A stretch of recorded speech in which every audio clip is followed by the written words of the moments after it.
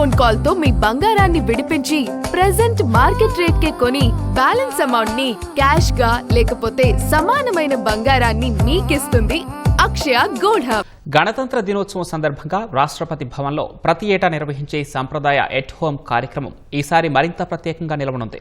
At హోమ్లో భాగంగా ఈ ఏడాది రూపొందించిన ఆహ్వాన పత్రిక ప్రత్యేక ఆకర్షణగా నిలుస్తోంది. ఈశాన్య రాష్ట్రాల సంస్కృతి సంప్రదాయాలు ఉట్టిపడే విధంగా ఈ పత్రికలను రూపొందించినట్లు రాష్ట్రపతి ద్రౌపది ముర్ము ఎక్స్ వేదికగా తెలిపారు.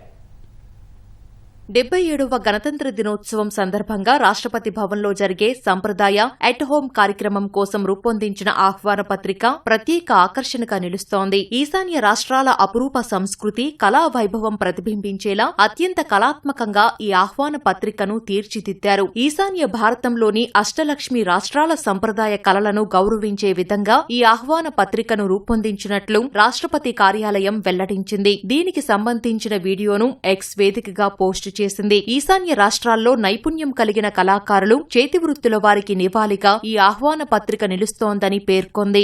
భారతీయ సంస్కృతిని ప్రపంచానికి చాటి చెప్పడం కోసం రాష్ట్రపతి ఈ ప్రత్యేక ఆహ్వాన పత్రాన్ని ఎంపిక చేసినట్లు అధికారులు తెలిపారు. ఈశాన్య భారతంలోని వివిధ రాష్ట్రాల వాణిజ్య, శిల్ప, వస్త్రకళా నైపుణ్యాలను ప్రదర్శించేలా చిన్న పుస్తకాలు, కళాకృతి నమూనాలు, హస్తకళా వస్తువులు ఇందులో పొందుపరిచినట్లు చెప్పారు. నార్త్ ఈస్ట్ రాష్ట్రాల్లోని సహజ సిద్ధమైన అందాలను తలపించేలా అత్యంత కళాత్మకంగా తయారు చేసిన ఈ ఆహ్వాన పత్రికను అహ్మదాబాద్లోని నేషనల్ ఇన్స్టిట్యూట్ ఆఫ్ డిజైన్ రూపొందించింది. ప్రతి సంవత్సరం గణతంత్ర దినోత్సవ వేడుకలకు దేశ విదేశాల ప్రముఖుల కోసం ఎట్ హోమ్ కార్యక్రమాన్ని రాష్ట్రపతి భవన్లో నిర్వహించడం ఆనవాయితీగా వస్తోంది. అయితే ఈసారి విచ్చేసే అతిథులకు భారత సాంస్కృతిక కళ వారసత్వాన్ని స్వయంగా తెలుసుకుని వారికి జీవితాంతం గుర్తుండేలాగా ఈ ఆహ్వాన పత్రికను ఇలా అద్భుతంగా తీర్చిదిద్దారు.